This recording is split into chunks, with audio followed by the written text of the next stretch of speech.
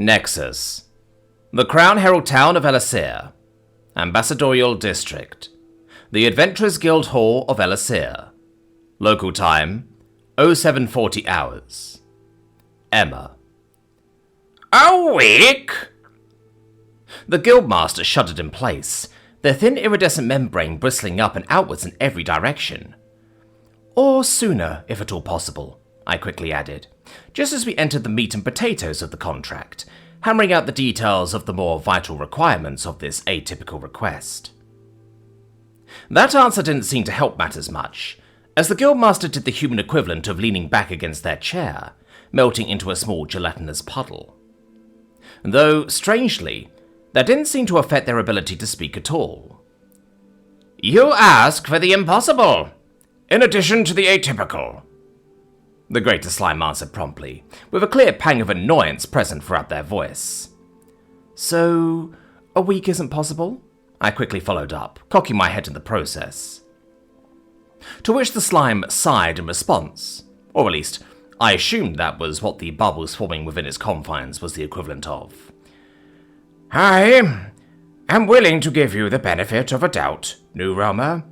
Considering this is a completely foreign land, with foreign conventions and foreign expectations, there may be some potential adjustments that may need to be made with regards to boisterous, outlandish, and frankly eccentric requests. I will assume this deadline was made either in some attempt at jest, or perhaps a strange conversational bluff.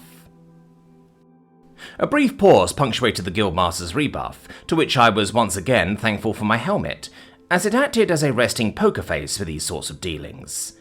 Its glowing red eyes drilled deep into the slime's unflinching photoreceptors.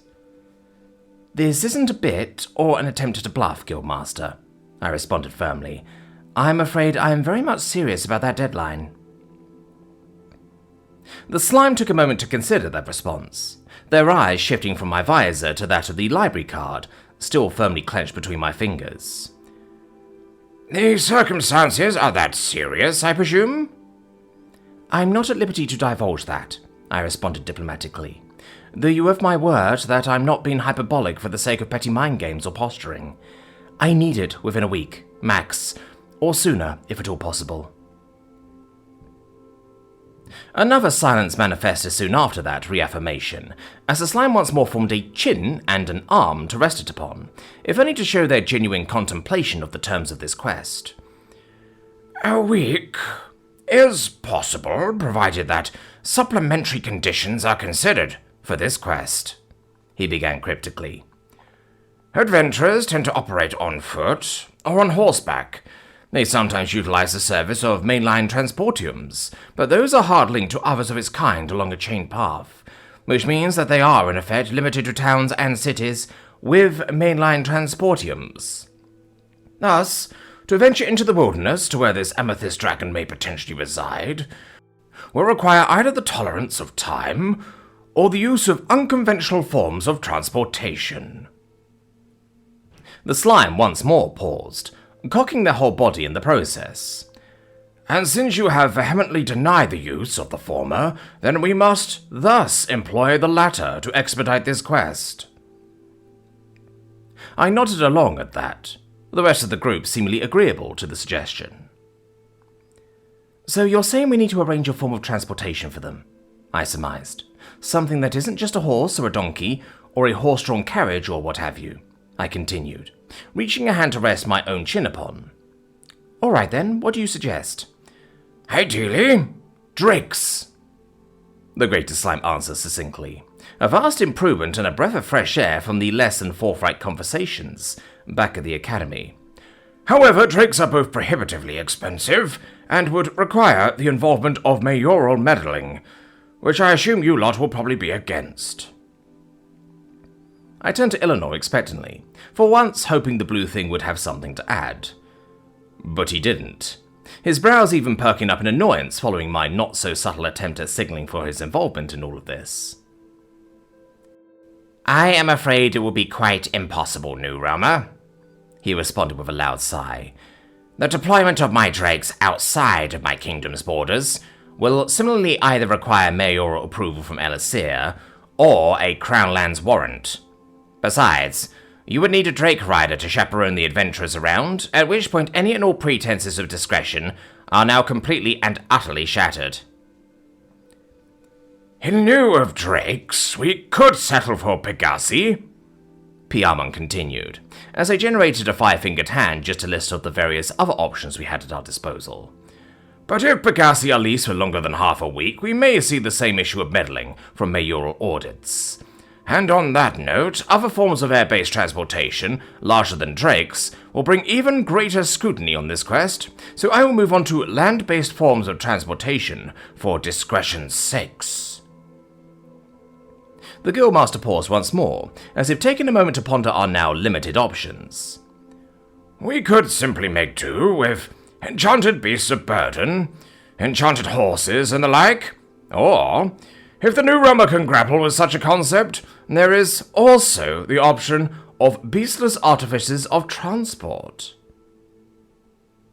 They spoke in a manner that was starting to feel more befitting of their station, that of a Nexian noble. The sense of superiority oozing from their voice was practically palpable, even if their eyes never once shifted from that neutral-looking expression. Okay, I nodded, crossing my arms as I did so, giving the universal expression of, okay, so? Before moving swiftly onwards without missing a single beat. What options do you have for us on that front? The slime's lack of expressions made it difficult to see just how disappointed he was by my reaction, or lack thereof. So with his baiting tangent out of the way, he continued on, business as usual. I have connections around town that would allow us to lease the services of anything from a golem steed to a monotreader. The former, I believe, requires little explanation, but the latter I assume you to be probably unfamiliar with. It's a giant wheel with a person perched inside of it, isn't it? I interjected, with the bluntness of my earlier rebuff. Powered by mana or something, or enchanted or what have you? I quickly added, eliciting a moment of silence from the greater slime. Yes, the Guildmaster replied, with a certain level of abashment, their entire face turning away, if only for a moment. I will be honest, new realmer. I am quite surprised that you would know of such an artifice this early on into your stay within the Nexus. A moment of introspection quickly came following this, indicated by the greater slime turning to face one of the many bookshelves lining the wall behind their desk. Though it stands to reason that exceptional circumstances tend to follow those chosen by the library. Or maybe it's the other way around. They pondered with a shrug, before quickly moving on. In any case, a monotreader or a golem steed, either would work. I would recommend against anything larger, as navigation through forested and rugged terrain would require the use of a small, nimble, all-terrain mode of transport. A horse's carriage or any vehicle of four-wheeled configuration would simply be unsuited for such a task. I took a moment to consider that, as an idea slammed against me with a force of one bim-bim. All-terrain. Small. Nimble. Wheels. I could print out the scouting bike in a pinch if I wanted to. Or heck, even the truck. The latter of which I swore had to be either intentional or a sign that I was born for this mission because of its acronym, the Extended Mobility Multi-Role Vehicle. The EMMV, or the MV for short. Though printing it out was easier said than done, because given the size constraints of the printer, I'd be committing to a long-term assembly project that was projected to take weeks. It wasn't like the printer could defy physics after all, so considering its maximum printing size, some assembly would be required. Put out a listing for the monotreader, Thamin replied, pulling me right out of my reverie. However, I put that on the listing as optional. Given the monotreader is a rather niche artifice, I doubt we may find the adventurers with the skills and experience to use them to their full capabilities within the afternoon. Thus, we should keep our options open, and defer the choice of these supplementary transport options to the adventurers themselves. I'd imagine there will be more than enough adventurers, especially in the Nexus of all places, who can fully take advantage of either an enchanted beast of burden or a golem steed. Noted, Prince Havenbrock. the guildmaster replied with a nod, taking a moment to quite literally consume a piece of parchment. But before I could even question it, the reason behind this unexpected action quickly became clear, as the slimes inside began to glow, corresponding to the terms of the agreement being quite literally printed onto it with glowing ink. Mind you, these supplementary transport options will cost... The matter of cost is of little consequence to us, Eleanor replied with a haughty breath, as if offended by the topic of additional costs even being brought up. Very well, my lord. The slime bows slightly, before turning back towards both me and Thalmin. For the purposes of transparency and forthrightness, the following is a summary of the terms. From the offices of the Guildmaster at the behest of an esteemed quest-giver, a mission totaling in 5,000 gold, with guarantees of bonuses in the event of haste, and compensation in the event of grievous and mortal injuries. A quest to scout and report on the whereabouts of the Amethyst Dragon. A deadline of 1 week is to be observed, with all manner of supplementary transportation provided on the part of the quest-giver. This listing is of utmost priority, and will be removed by day's end. Thalmin and I turned to face one another for a moment, the mercenary prince nodding once, eliciting the same response from me. Sounds good to me, I responded promptly. Then it is settled, the greater slime announced, with a deeper tone this time around, clearly playing it up for theatrics, as the piece of parchment vanished in mystical flame from within its slimy insides. Return by day's end, and we shall see if fate is on your side. Nexus, the Crown Herald Town of Elasir, Ambassadorial District, the Fountain of Friendship. Local time, 0810 hours. Emma. We left the guild hall to the sounds of increased activity. However, instead of adventurers returning bright and early, the flurry of activity seemed to be the result of the tireless efforts of the trainee adventurers, as each team made their way across wooden and cobblestone floors alike with rags and buckets, all in an attempt to keep the space spotless. The Eevee had managed to pick up what little chatter there was during all this, and it would seem as if we had become something of the target of local gossip. Though it should be noted that it was a good type of gossip. The type that would have earned me brownie points with the diplo-sociological teams back at home. Those were academy folk, right? Yeah, students. And the armored one? That's a new Roma, right? Yep. And they're splotching this much of their new Rome's wealth, just to give it away? Not just to the guildmaster, but to the whole guild too. What? Why? That's really nice, but kinda dumb, right? New Romers are supposed to play nice with the big bosses. What do they get from blind charity? Beats me. Didn't ask. Do you want to risk it? But the weirdest part, she gave me food that was intended for her.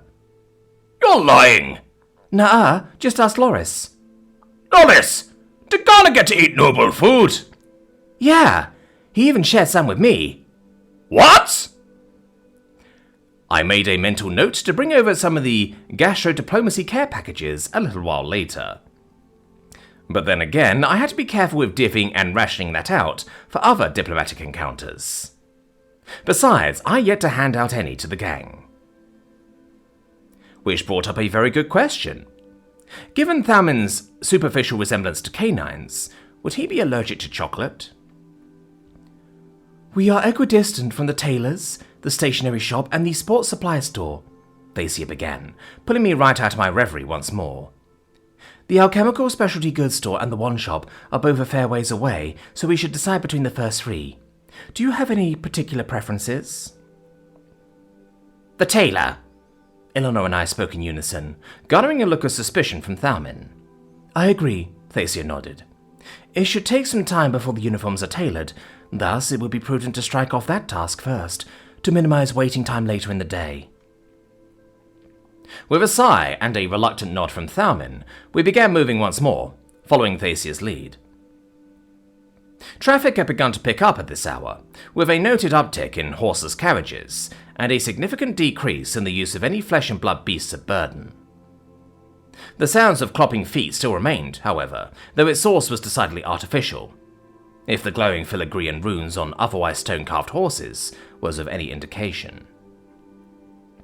The sidewalks had also begun filling up with people, most of which attempted to ignore me, which brought up a particular question that had yet to be addressed.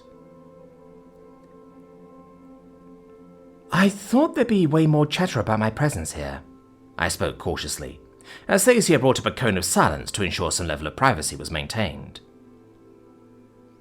I imagine there is, Emma, though it should be noted that your sprint was conducted exclusively within the Commoners District, meaning that if there was to be any palpable reaction to your presence, it'd be there rather than here.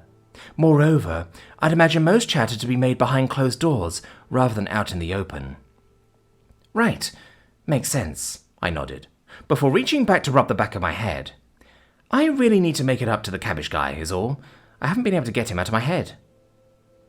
A commoner's plight is none of our concern, Emma. We have more pressing matters to attend to. Eleanor chimed in, prompting me to groan in response, shifting my attention to Thalman instead. So, I couldn't help but to notice that the guild's higher-ups know you by name, I began.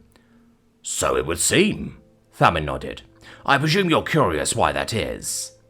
Yup, you just pulled the words right out of my mouth there, I acknowledged. It's a rather straightforward matter, Emma, the mercenary prince began. News of a former mercenary house taking command of an entire adjacent realm, being tentatively tolerated by the Nexus, is news that never truly fades away in the minds of those that are themselves merely a less organized, less martial, less cohesive mercenary force. Adventurers. So you're something of a celebrity amongst the adventurers then, I teased, grinning widely as I did so. Seems like you definitely gave Eleanor a run for his money on the prestige and acclaim front, at least when it comes to the adventuring guilds. That bit of teasing elicited another audible "hum" from the Venerian, as he couldn't help but to chime in. Notoriety is perhaps more befitting of Prince Thalman's reputation, and regardless, being known amongst the rabble is hardly something to be proud of. For would you rather be well received amongst the ruled or their rulers? Both, preferably, I shrugged.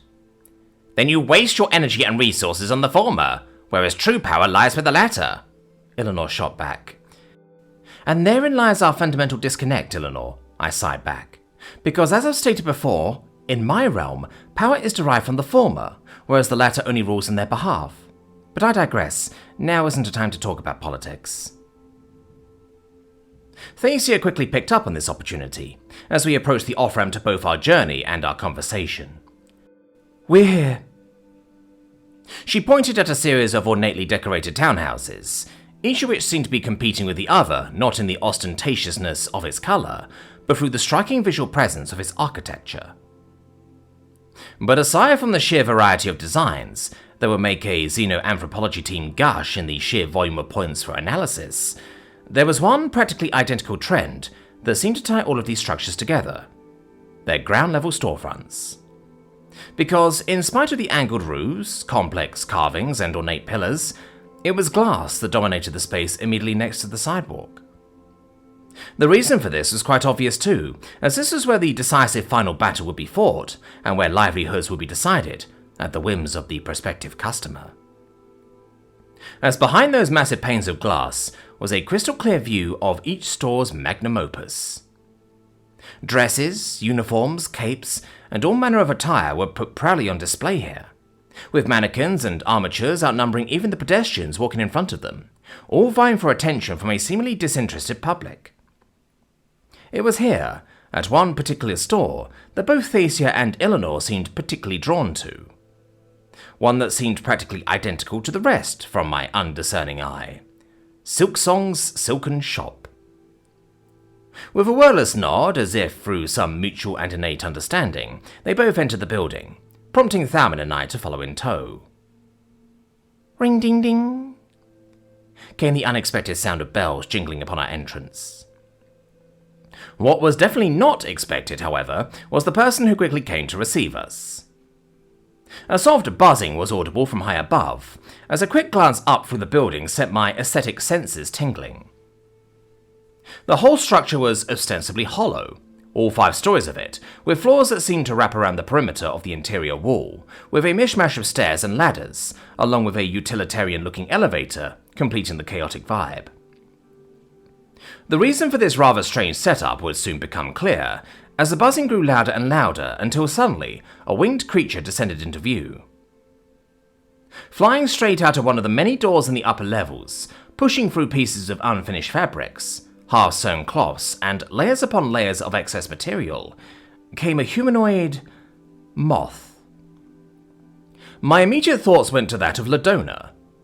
However, upon closer inspection, it was clear that unlike the butterfly's more subdued insectoid traits, this moth person seemed to retain more of her insectoid heritage, with spindly legs, thin, fragile-looking arms, and fluffy white wings that shifted and fluttered, even when on solid ground. It was her face, however, that really gave off uncanny insectoid vibes, as a thin yet visible seam divided her face up into 2 segments, clearly some sort of a mandible. This assumption was confirmed as soon as she opened her mouth to speak. "Ah, welcome, welcome. Welcome to Silksong's Silken Shop, the best clothing emporium in town. I am Morphe Silksong, the 120th of my line, and Guild-certified seamstress." She raised all 4 of her arms up high for that extra dramatic flair, her wings expanding wide, knocking over a few of the mannequins at either side of her. "Ah, my apologies for the clutter. My store tends to open around an hour or 2 from now. We haven't yet had time to set up. However..." She paused, her 2 beady black eyes trailing up and down our group, a cock of her head soon following whatever she was able to discern from that simple observation.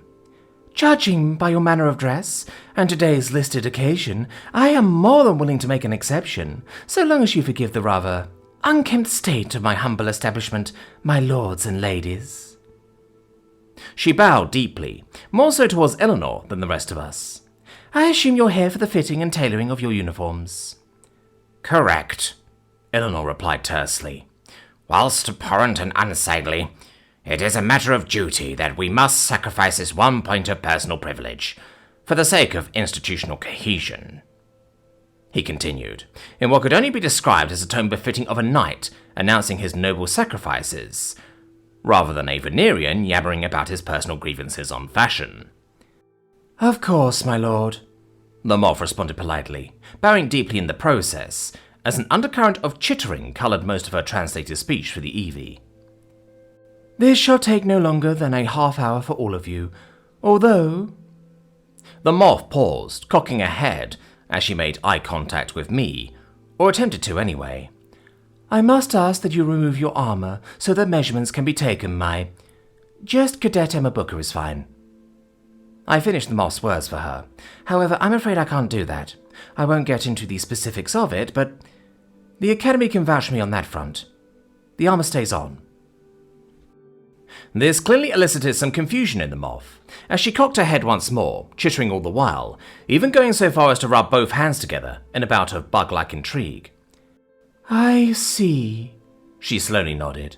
"Well, if you are confident in your assertions, Cadet Emma Booker, then I will attempt to accommodate such unique requests." Another pause soon arose as she snapped her tarsal fingers, eliciting the same noise from somewhere high above us.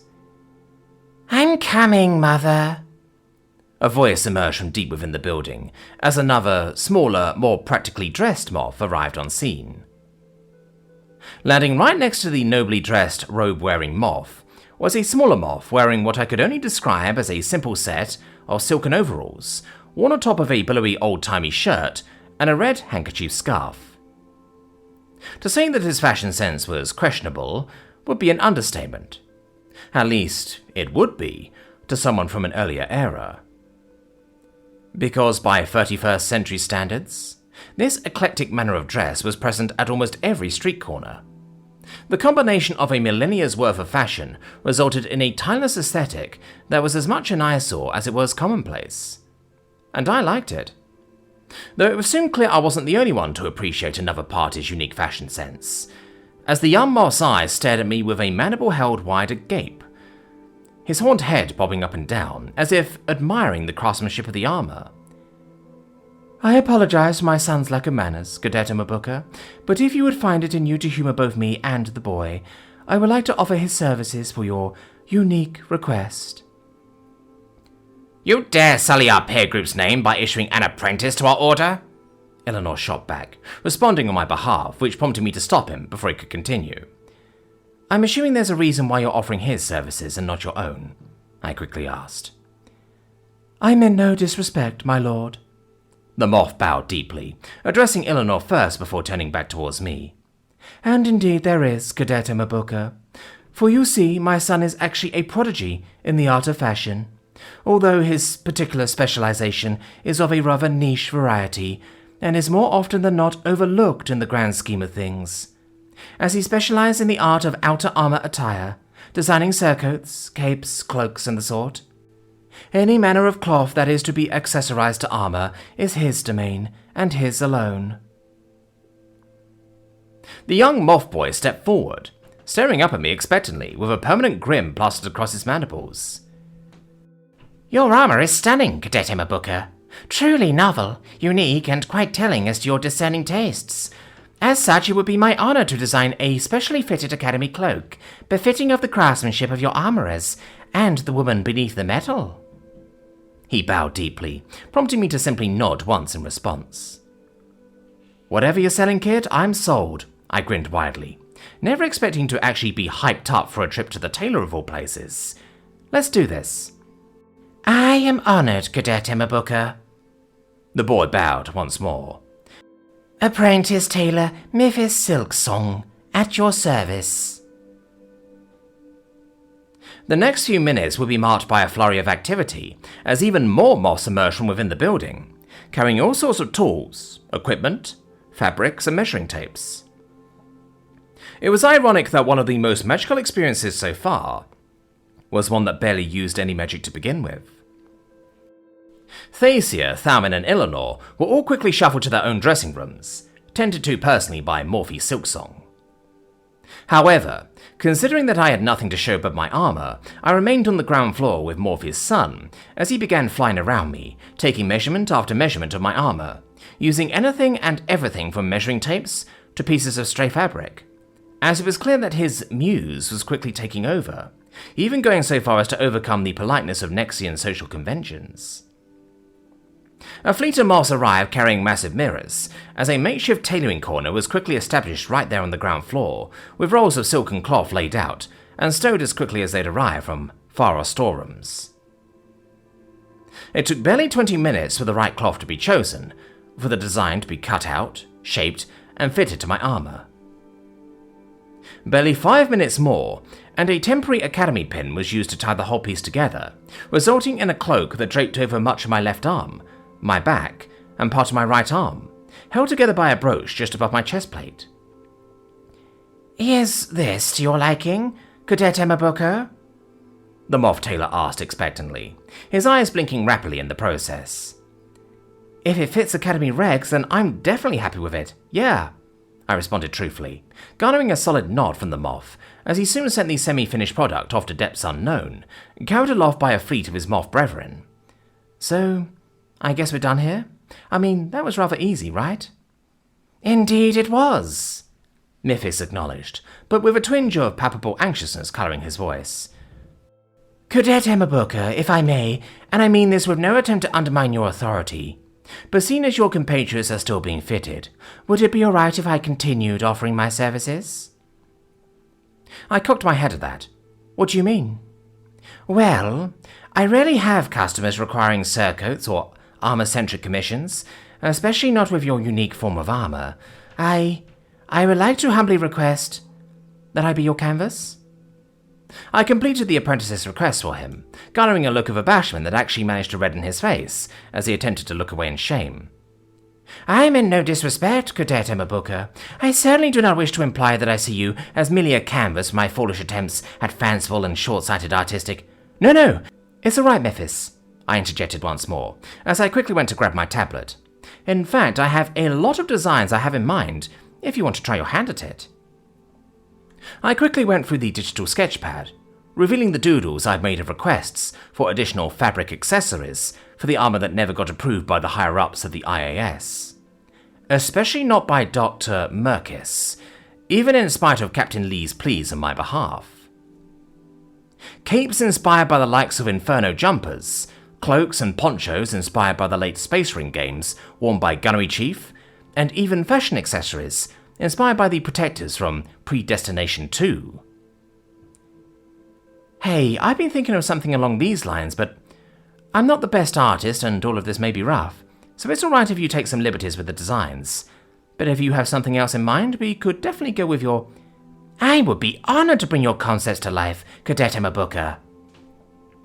Miphis's eyes grew wider and wider with each design I showed him, though it was clear he was more drawn to the official character art, next to the rough sketches I scribbled out. I will make this work, he reiterated, turning back to me with a wide, dumb grin. A feeling of elation hit me right then and there, as I finally started to understand just what my friends meant when they urged me to join them in their shopping trips and fashion hunts. Because while I'd remained adamant on choosing comfort and utility over fashion back home, it was now, with utility being the only forced form of expression I had, that fashion started to become increasingly appealing. More rolls of fabric soon arrived, as did what seemed to be fancy-looking sewing machines that immediately registered as being above the background radiation threshold by the Eevee. Right then, let's begin with this diagonal half cape with a cowl and hood, coloured in geometric patterns of what seems to be a family crest. My nation's emblem. But yes, let's start with that. I grinned widely at the acknowledgement.